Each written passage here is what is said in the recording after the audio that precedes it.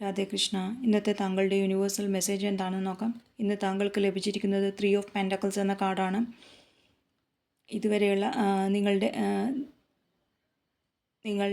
മേഖലകളിൽ നിങ്ങൾക്ക് നന്നായിട്ട് വർക്ക് ചെയ്യാൻ കഴിഞ്ഞിട്ടുണ്ടെന്നും അതിനുവേണ്ടി നിങ്ങൾ കൂടുതലായി സമയം ചെലവഴിച്ച് കൂടുതൽ പഠിത്തങ്ങളൊക്കെ നടത്തി സ്കിൽസൊക്കെ ഡെവലപ്പ് ചെയ്യുകയും ചെയ്തിട്ടുണ്ട്.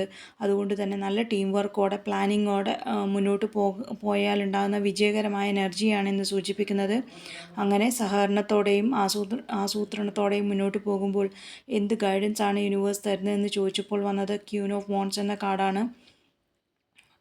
നിങ്ങളുടെ കഴിവുകളിലുള്ള ആത്മവിശ്വാസത്തോടെ ധൈര്യത്തോടെ മുന്നോട്ട് പോകാൻ, നിങ്ങളുടെ കാര്യങ്ങൾ കൈകാര്യം ചെയ്ത് മുന്നോട്ട് പോകാനാണ് ഗൈഡൻസ് ആയിട്ട് പറയുന്നത്. അങ്ങനെ നേതൃത്വം നിങ്ങളുടെ കഴിവുകൾ ഉപയോഗിച്ച് മേഖലകളിൽ നേതൃത്വം ഏറ്റെടുക്കാനും അത് ഏറ്റെടുത്ത് ലക്ഷ്യത്തിലേക്ക് ശ്രദ്ധ കേന്ദ്രീകരിച്ച് മുന്നോട്ട് പോകുമ്പോൾ എന്ത് ശ്രദ്ധിക്കണമെന്ന് ചോദിച്ചപ്പോൾ വന്നത് 9 ഓഫ് പെൻറ്റക്കിൾസ് എന്ന കാർഡാണ്. നിങ്ങൾ സാമ്പത്തിക സുരക്ഷിതത്വത്തിലും സ്ഥിരതയിലും സ്വയം പര്യാപ്തതയെ നേടി അങ്ങനെ മുന്നോട്ട് പോകാൻ ശ്രദ്ധിക്കാനാണ് പറയുന്നത്.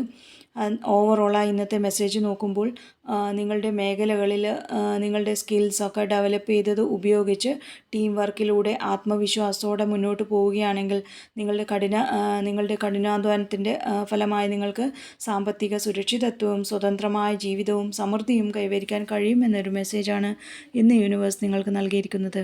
താങ്ക്